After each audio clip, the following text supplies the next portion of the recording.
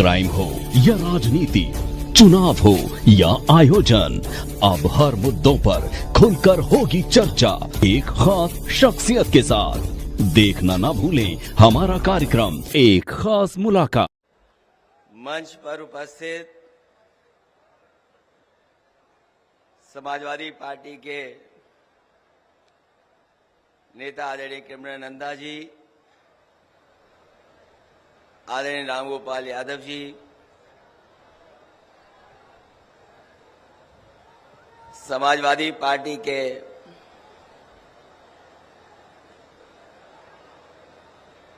नेता और राष्ट्रीय कवि आदरणीय उदय प्रताप सिंह जी,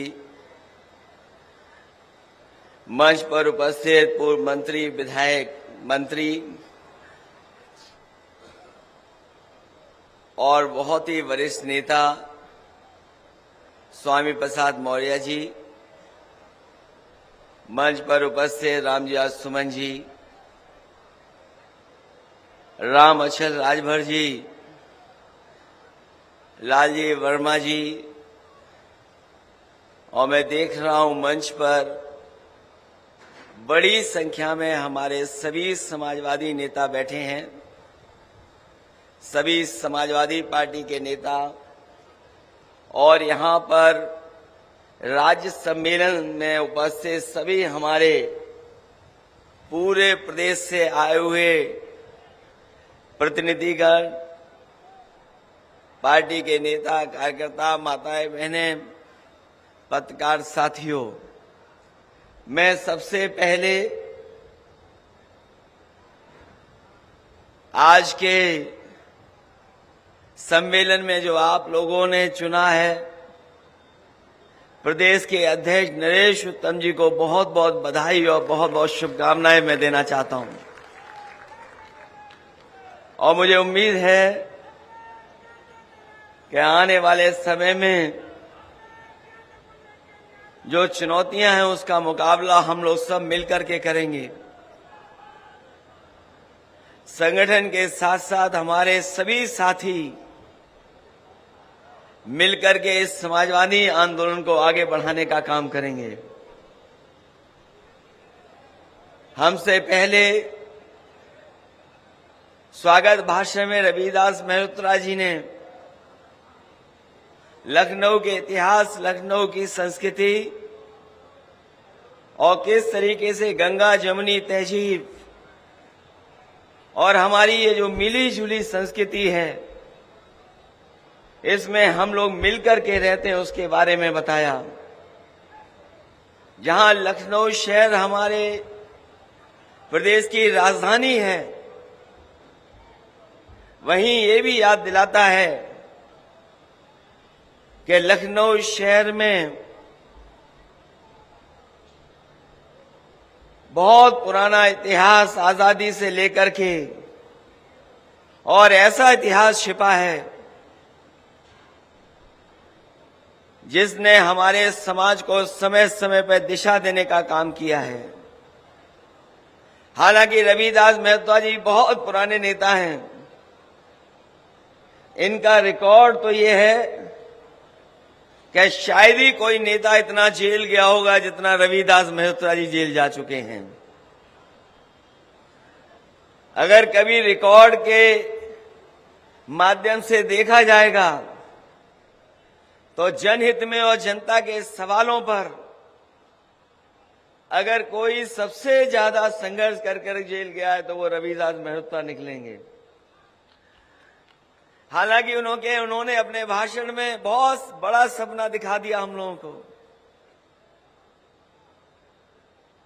लेकिन मैं अपने प्रतिनिधियों के सामने कहना चाहता हूं, ये लड़ाई बड़ी है। हमारा कोई ऐसा सपना नहीं है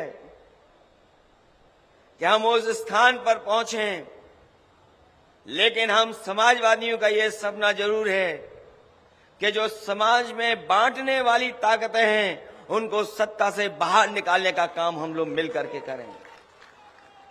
और अगर पीछे मुड़ करके देखें हम, जिस समय पिछला लोकसभा चुनाव था 2019 का, उस समय भी समाजवादियों ने कोशिश की थी और वो ऐतिहासिक फैसला लिया था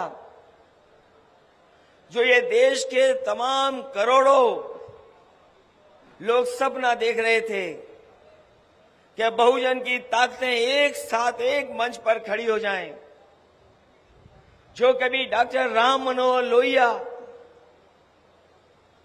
और हमारे संविधान के रचयिता जिन्होंने संविधान बनाया बाबा साहब भीमराव अंबेडकर जी ने देखा था, वो अपने जीते जी नहीं एक हो पाए, लेकिन 2019 में समाजवादियों ने, और मैं जानता हूं कि हमें कोई भी त्याग करना पड़ा था, हमने त्याग कर करके उस समझौते को करने का काम किया था। अगर देश में देखें, अगर किसी ने भारतीय जनता पार्टी से डट करके मुकाबला कर करके और लोकसभा की सीटों को हराने का काम किसी ने किया था तो 2019 में समाजवादी लोगों ने मिलकर के बाबा साहब भीमराव अम्बेडकर जी के सिद्धांतों को लेकर के आगे बढ़ करके उन्हें हराया था। हम लोग जो समाजवादी लोग जो चाहते थे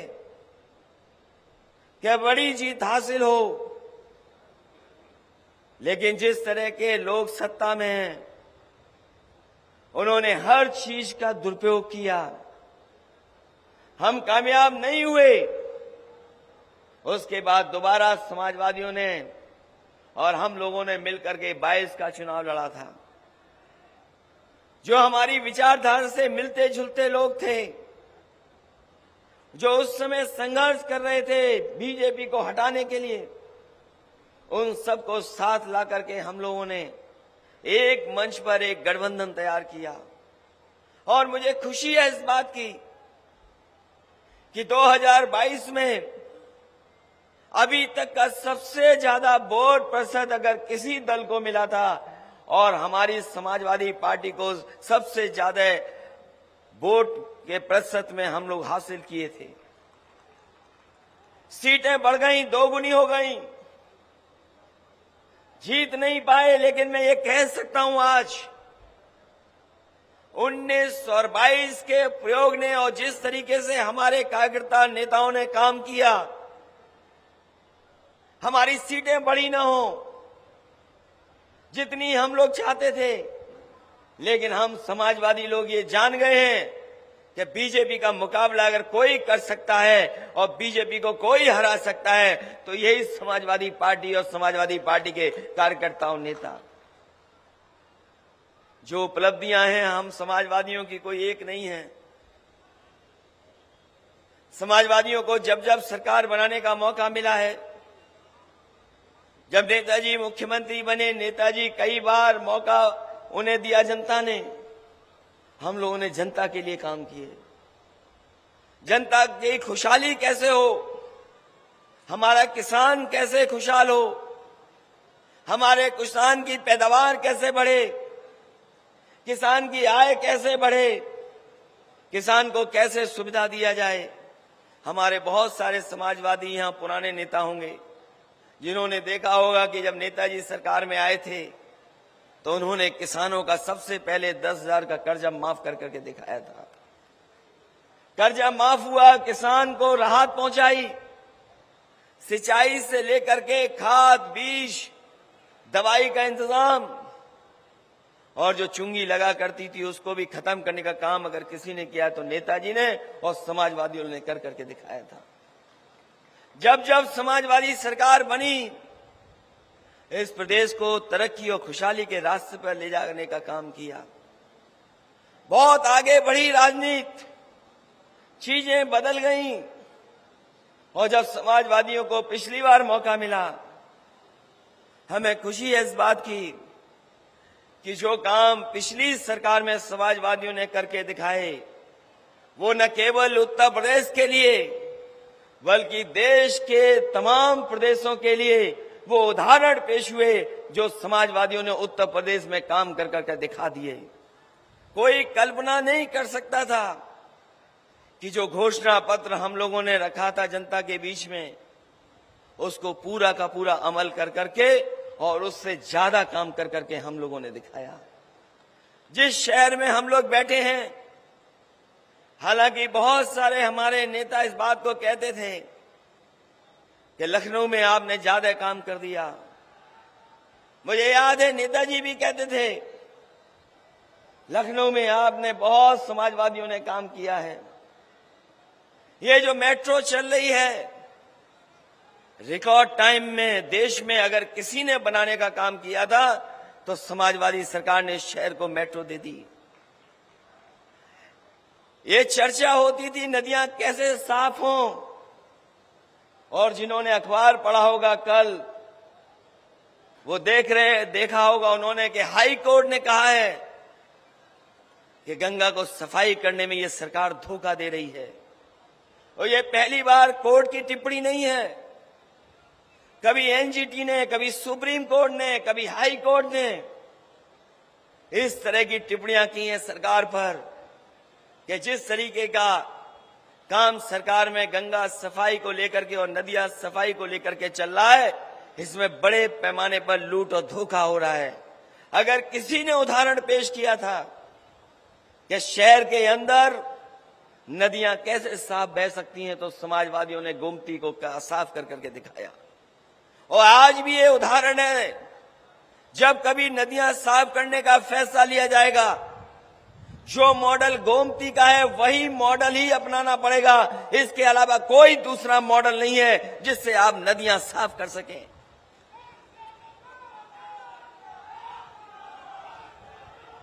इस शहर में जनेश्वर मिश्र जी का भी पार्क है।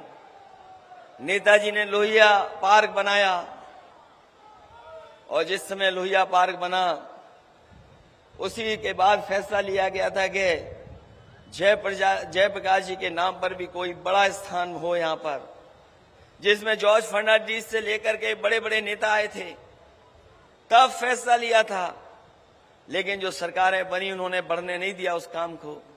जब पिछली बार मौका मिला तो वो जयप्रकाश जी के नाम पर जेपीएनआईसी बनाने का काम पूरा किया, और आज भी लखनऊ की सबसे ऊंची बिल्डिंग और उस बिल्डिंग पे हेलीकॉप्टर उतारने का अगर कोई इंतजाम किया तो समाजवादियों ने कर करके दिखाया था। इस प्रदेश को कैसे सड़कों के नेटवर्क से जोड़ा जाए,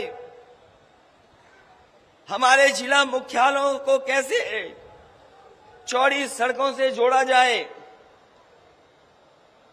क्योंकि ये बात मानी गई है और अमेरिका के बारे में उदाहरण दिया जाता है कि अमेरिका ने सड़कें बनाई और सड़कों ने अमेरिका को बना दिया।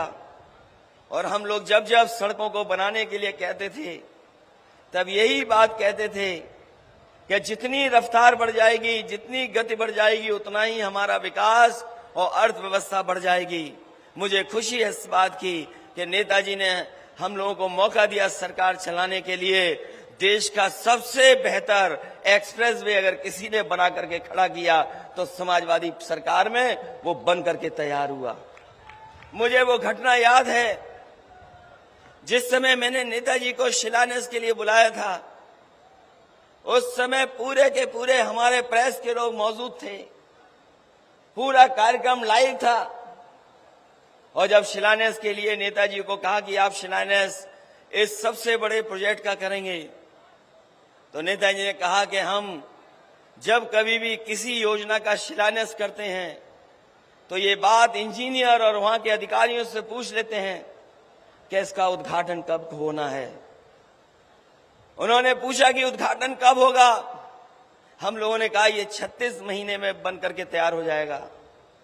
नेताजी ने हिसाब किताब लगाया और हिसाब किताब लगा करके कहा कि अगर 36 महीने में बनेगा तो हो सकता है सरकार हमारी ना हो, उद्घाटन हम लोग न कर पाए। इसलिए नेताजी ने वहीं कहा कि इस हाईवे को कम से कम ऐसा जल्दी बना दो जिससे उद्घाटन करने का मौका हम लोगों को मिल जाए। उस समय देश की जो बड़ी बड़ी कंपनियां थीं, उनके जो वरिष्ठ अधिकारी थे, उनसे मैंने पूछा कि क्या आप इस प्रोजेक्ट को कम समय में बना सकते हैं, क्योंकि नेताजी चाहते हैं कि उद्घाटन हो जाए और उद्घाटन की तारीख भी तय हो जाए। उन्होंने कहा कि अगर सरकार और मुख्यमंत्री सहयोग कर देंगे तो ये सड़क कम समय में बनकर के तैयार हो जाएगी। मैंने उसी समय उनसे कहा, क्या आप किसी तरह का कानूनी सहयोग चाहोगे, हम लोग करेंगे। और मुझे खुशी है इस बात की कि देश का ग्रीनफील्ड 6 लेन एक्सपेंडेबल टू 8 लेन और देश का सबसे बड़ा एक्सप्रेसवे नेताजी की वजह से 21 महीने में बन करके तैयार हो गया। और जब उद्घाटन हुआ था तो आपको याद होगा, देश के सबसे बेहतरीन लड़ाकू विमान उसी सड़क पर उतारने का काम समाजवादियों ने कर करके दिखाया था। चाहे वो सुकोई हो, मिराज हो, और बाद में हरकुलिस उसी सड़क पर उतरा था। और जिस दिन नेताजी का जन्मदिन था, आप में से बहुत सारे लोग रहे होंगे, वो जानते होंगे कि उनके जन्मदिन के दिन आगरा लखनऊ एक्सप्रेसवे को उद्घाटन करने का काम समाजवादियों ने किया था। वो एक्सप्रेसवे केवल सड़क नहीं है, उसमें किसानों को सुविधा मिले, मंडियां बनाने का फैसला था। मंडियां अधूरी हैं, दूध के डेयरी के प्लांट थे वो अधूरे हैं। भविष्य में इन्वेस्टमेंट आए, कारखाने उद्योग लगे, उसके लिए जगह चिन्हित कर दी गई थी। जो आज सरकार कहती है कि हम लॉजिस्टिक पार्क बनाएंगे, उन लॉजिस्टिक पार्क बनाने के लिए भी जगह चिन्हित अगर किसी ने की थी तो समाजवादियों ने उसके किनारे चिन्हित की थी। जितना काम समाजवादियों ने किया उतना आगे नहीं बढ़ा, वैसा का वैसा ही है। और मुझे खुशी है इस बात की और मैं धन्यवाद देता हूं अपने किसान भाइयों को कि जिनकी वजह से कम समय में हमें जमीन लेने का मौका भी मिल गया और कहीं हमें एक जगह भी आंदोलन का सामना नहीं करना पड़ा। किसी किसान ने विरोध नहीं किया, पूरा का पूरा किसानों ने जमीन दे करके हमें एक्सप्रेस बना करके तैयार करने का मौका दिया। और वो इसलिए हुआ क्योंकि जब किसानों से बातचीत की तो जो किसानों की मांग थी उसको हम लोगों ने माना। किसान चाहते थे कि उनका सर्किल रेट से ज्यादा मिले, मार्केट भाव मिले उन्हें। मैंने 3 गुना कहा और जब फाइल पर फैसला लिया गया तो मैंने किसानों के लिए सर्किल रेट बढ़ा करके 4 गुना मुआवजा देने का फैसला लिया। और उसका परिणाम ये था कि पूरी की पूरी जमीन कम समय में किसानों ने हमें दे दी। और उसके बाद जब उद्घाटन हो गया तो मंच पर हमारे तमाम पूर्वांचल के बड़े बड़े नेता बैठे हैं। बलराम यादव जी बैठे हैं, राम गोविंद चौधरी जी बैठे हैं, ओम प्रकाश जी हैं और बहुत सारे लोग सामने बैठे होंगे। पूर्वांचल की जनता के लिए समाजवादियों ने फैसला लिया कि लखनऊ से ये सड़क अब गाजीपुर और बलिया तक पहुंचेगी, क्योंकि नेताजी का क्षेत्र आजमगढ़ था, इसलिए आजमगढ़ को छूते हुए गाजीपुर और बलिया को जोड़ने का काम करेंगे। और मुझे खुशी है कि उसी समय की डिजाइन, उसी समय के जितने भी स्पेसिफिकेशन थे, जो आगरा लखनऊ के स्पेसिफिकेशन उनसे बेहतर स्पेसिफिकेशन, और ये सड़क कैसे आगरा लखनऊ से बेहतर बने, इसलिए पूर्वांचल को भी जोड़ने के लिए और सीधा दिल्ली से जोड़ने के लिए वो सड़क बनाई थी। समाजवादियों ने अगर डिजाइन न की होती सड़क के ऊपर हवाई जहाज उतरने का फैसला न लिया होता तो हमारे देश के प्रधानमंत्री भी उस सड़क पर हरक्यूलिस विमान से नहीं उतर पाते। अगर किसी की देन है, समाजवादियों की देन है, जिसकी वजह से वैसी सड़क बनी और देश के प्रधानमंत्री हरक्यूलिस हवाई जहाज से उतर पाए। न केवल सड़क, बिजली को लेकर के बड़े बड़े फैसले लिए और बिजली का इतना इंतजाम कर दिया है कि आने वाले 50 साल भी उत्तर प्रदेश की जनता को कोई नया कारखाना नहीं लगाना पड़ेगा। जितना बिजली के कारखाने समाजवादियों ने लगाए वही चल रहे हैं, जो ट्रांसमिशन लाइनें लगाई वही चल रही हैं, जो डिस्ट्रीब्यूशन के फैसले लिए थे बेहतर बनाने के लिए वही है। इस सरकार ने कोई नया काम नहीं किया। और जिस तरीके के स्वास्थ्य में जो फैसले लिए गए थे 108, 102 के, वही एम्बुलेंस चल रही, कोई नई एम्बुलेंस नहीं चल रही है। और जो एम्बुलेंसें चल भी रही हैं, इस सरकार ने बर्बाद करने का काम किया है। पूरी बर्बाद हो गई है वो। स्वास्थ्य सेवाएं ठप, जो जनहित की योजनाएं हैं, आज गरीब को इलाज नहीं मिल पा रहा है। जो अस्पताल बनना शुरू हुए थे वो अस्पतालों में सुविधाएं नहीं है। जिन मशीनों पर जांचें होती है वो जांचों की मशीनें नहीं है। और जो खरीदी गई थी कभी नेताजी के और पुरानी समाजवादी सरकार में, वो सब मशीनें ऑब्सलीट हो गई हैं। वो मशीन ऐसी भी नहीं है जिन पर अच्छी जांच कर करके गरीबों का इलाज करा सकें। मुझे तो लगता है ये सरकार जानबूझ करके हमारी सरकारी व्यवस्था को ध्वस्त करना चाहती है, और सरकारी व्यवस्था को इसलिए ध्वस्त करना चाहती है जिससे कि इसको भी प्राइवेट हाथों में बांट दें। जिस तरीके से बहुत सारी संस्थाएं प्राइवेट हाथों में चली गईं, ये सरकार चाहती है कि ये भी प्राइवेट हाथ में चले जाएं। आज रोजगार से लेकर के नौकरी का संकट है। रोजगार और नौकरियां नहीं है। नौकरियों का जहां तक सवाल है, जो हमें संविधान में अधिकार और संविधान में जो हमें अधिकार मिले हैं, उन अधिकारों को छेड़छाड़ कर करके जानबूझ करके सरकार हमारे बहुजन समाज को पीछे छोड़ना चाहती है। नौकरियां नहीं, रोजगार नहीं, और प्रदेश और देश को किस दिशा में ले जा रहे हैं। इसलिए आज जब प्रतिनिधि आए हैं, मैं आप सब लोगों का स्वागत करता हूं, बधाई देता हूं इस कार्यक्रम के लिए। आपने जो सदस्यता का कार्यक्रम चलाया उसके लिए भी बधाई। समय समय पर आंदोलन को लेकर के और पार्टी ने जो कार्यक्रम दिए उनको चलाने का जो काम किया है आपने, उसके लिए मैं आपको धन्यवाद देता हूं। मैं बधाई देता हूं कि आज के राज्य सम्मेलन में आए हुए प्रतिनिधियों को, और कल जब राष्ट्रीय सम्मेलन होगा, कल राष्ट्रीय प्रतिनिधि बैठेंगे, मैं सभी लोगों का स्वागत करता हूं और बधाई देता हूं जो आप इतनी दूर से उत्तर प्रदेश के कोने कोने से चल करके आए हैं। ये प्रदेश है जो न केवल उत्तर प्रदेश की राजनीति को बदलेगा, बल्कि समय आने वाले देश की राजनीति को भी बदलने का काम इसी प्रदेश की जनता करेगी। और जब देश की राजनीति बदले तो हम समाजवादियों की भूमिका अलग से दिखाई दे। इसलिए आप सबका स्वागत करते हुए, बधाई देते हुए मैं एक बार आपका धन्यवाद देता हूं, इस उम्मीद और इस भरोसे के साथ कि आने वाले समय में जो भाईचारे की बात है, जो एकता की बात है, जो हमारे मिली जुली संस्कृति को ठेस पहुंचाई जा रही है, उसको बचा करके हम प्रदेश को आगे बढ़ाने का काम करेंगे। और हम लोगों को जो भी संघर्ष करना पड़ेगा, आने वाले समय में पार्टी तय करके के हम लोग संघर्ष का रास्ता अपना करके इस सरकार के आगे हम लोग टकराने का भी काम करेंगे तो करने का काम करेंगे। इन्हीं शब्दों के साथ आप सबको बहुत बहुत धन्यवाद।